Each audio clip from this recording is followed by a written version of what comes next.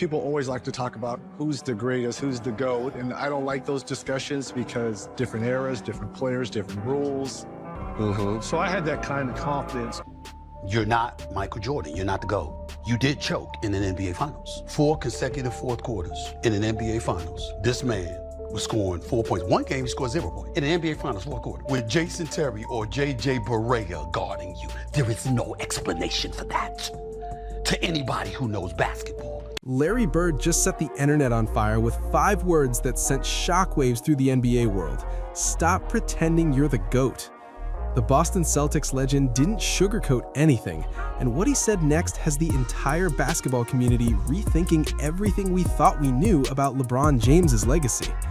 This isn't just another retired player taking shots at today's stars. This is Larry Legend directly challenging the King's claim to the throne, breaking it down piece by piece. The case he's making is so strong that even some of LeBron's most loyal supporters are starting to question their stance. It started quietly, almost too quietly for something that would blow up into the biggest basketball controversy of 2025.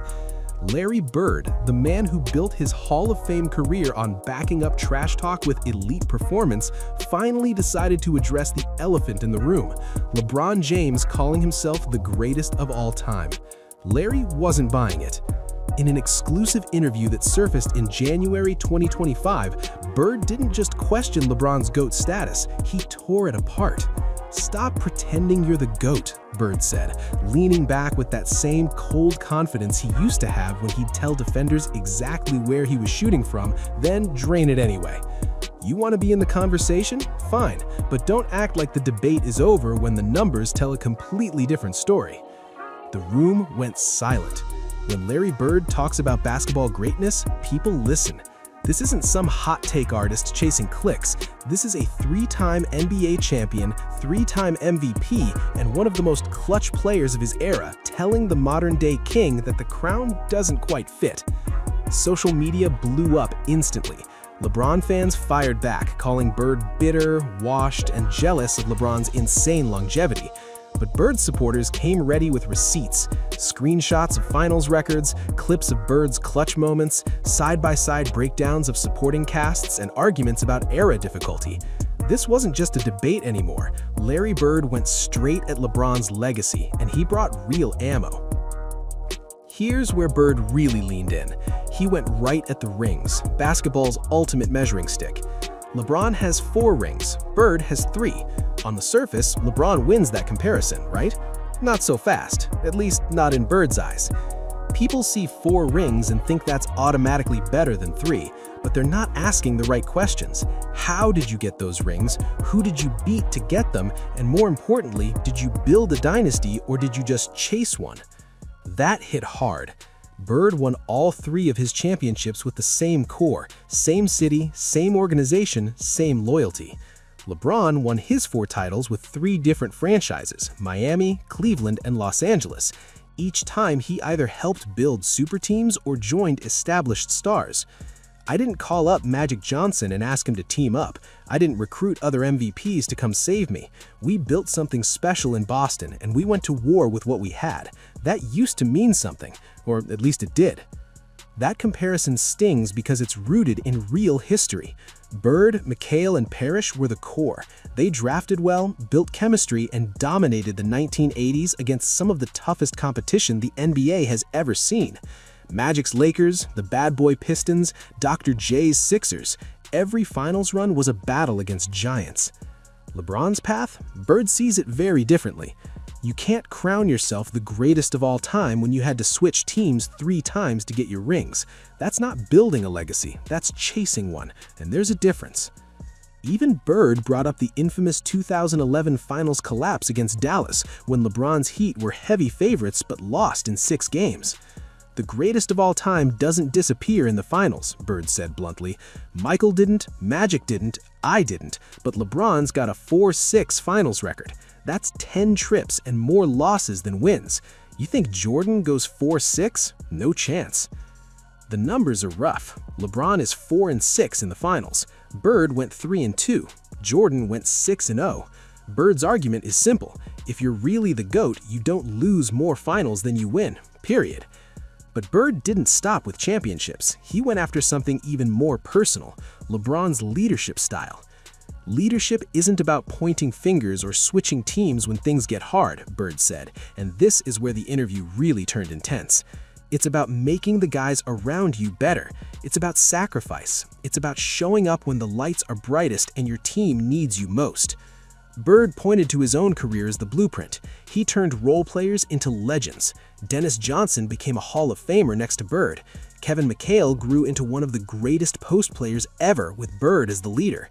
Even Robert Parrish, who was already great, became truly dominant in Boston with Bird as the centerpiece. "I made my teammates better by being unselfish," Bird said. "I passed when they had the better shot. I set screens. I did the dirty work. That's leadership. LeBron's great at putting up stats, I'll give him that. But when things go sideways, there's always an excuse. Teammates weren't good enough, front office messed up, coach didn't have the right system." Then came Bird's biggest shot, the infamous LeBron GM criticism that's followed LeBron for years. "You can't be the greatest player ever and also be the guy pushing your team to trade young talent for aging stars that fit your timeline," Bird said. "That's not leadership, that's control. And when it blows up, you don't get to point fingers. You wanted the power, own the results." The examples are everywhere. LeBron's influence on roster decisions in Miami, Cleveland, and Los Angeles are well documented.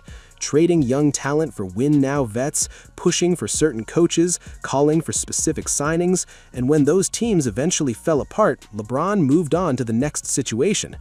Bird never operated that way. He spent his entire career with one franchise, trusted his front office, and helped build something that lasted. That's what legends do. They don't run, they don't make excuses, they win with what they've got, or they go down swinging. The leadership question goes deeper than X's and O's. It's about mentality, and Bird believes LeBron's mindset, despite all his success, doesn't match the true GOATs. This is where Bird's argument really gets controversial. He started comparing eras, and he didn't hold back. "The competition I faced every night was loaded with Hall of Famers. Magic and the Lakers, Isaiah and the Pistons, Julius Erving, Moses Malone, Dominique Wilkins. Every night was a war. You couldn't take plays off. You couldn't coast through the season and flip a switch in the playoffs." Bird's point is clear. The 80s and early 1990s were different. Fewer teams meant talent was more concentrated.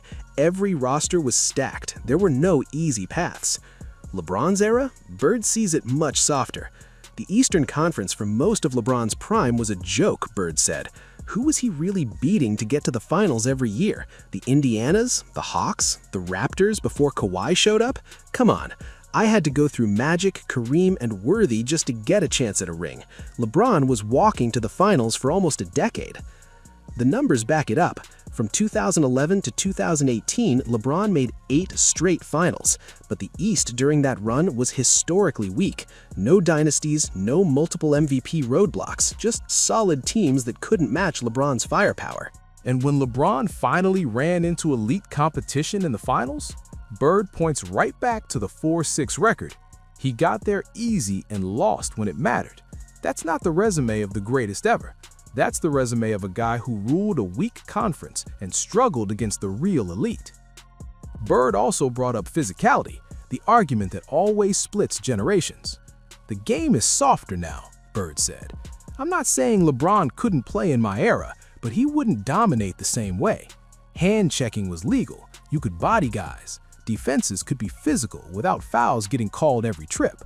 LeBron is 6'9", 250 pounds of pure athleticism, but drop him in the 80s where defenders could really touch you, that's a different conversation." Agree or disagree, Bird's point is simple. Competition and context matter, and he believes LeBron's road to greatness was easier than his own. Then Bird went into the intangibles, the stuff you can't measure with stats, but that defines legacies forever. "There's a reason Michael Jordan is still the GOAT to most people," Bird said. "It's not just 6 rings, it's the mindset, the killer instinct, the willingness to step on your opponent's throat and not let up. That's what separates the great from the greatest."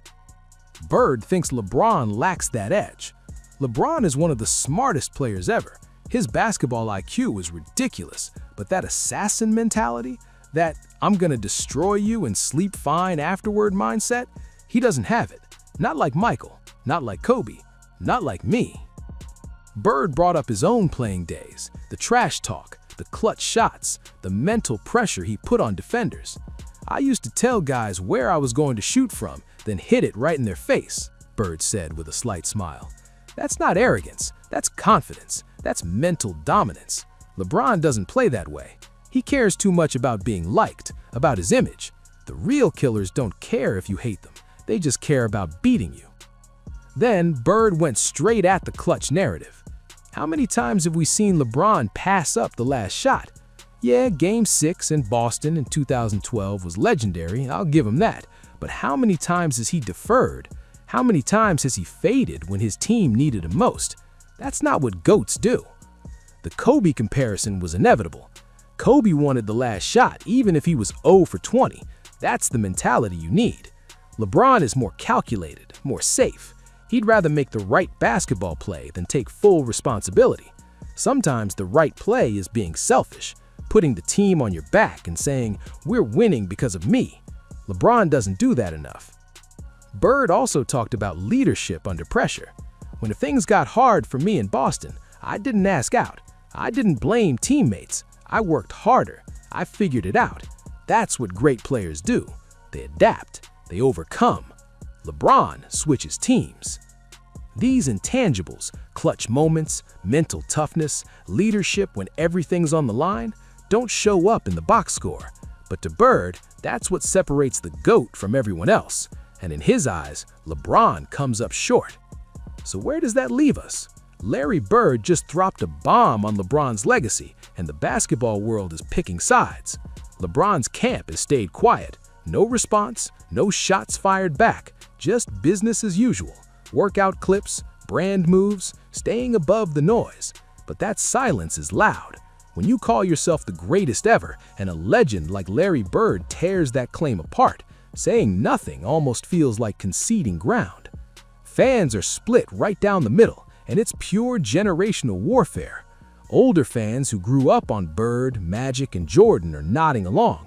Finally, someone said it. LeBron is great, but he's not the greatest. Bird just told the truth. Younger fans who grew up watching LeBron are heated. Bird's just hating. He can't accept LeBron past him. 4 rings, 4 finals MVPs, all-time leading scorer. The numbers don't lie. They point to LeBron's longevity, his all-around game, his ability to still dominate at 40. All fair arguments. But here's the reality. This debate isn't new. It's been raging for years. What makes Bird's comments hit harder is who it's coming from. This isn't Skip Bayless chasing clicks. This is Larry freaking Bird, a top 10 all-time player, saying LeBron doesn't deserve the GOAT title. That carries weight. And the implications are huge. If legends like Bird are publicly pushing back on LeBron's status, what does that mean for his legacy? Can you really be the greatest ever if the generation before you refuses to recognize it? Or does every era just crown their own GOAT and the debate never truly ends? Bird's final message was crystal clear. LeBron James is an incredible player, one of the best to ever touch a basketball. But the GOAT? No. That throne belongs to Michael Jordan. And until someone matches what he did, 6-0 in the finals, 5 MVPs, the most clutch player ever, the debate is over. LeBron can keep chasing it, but he's not catching it. And the sooner people stop pretending otherwise, the better. So here's the question splitting the basketball world right now. Is Larry Bird right?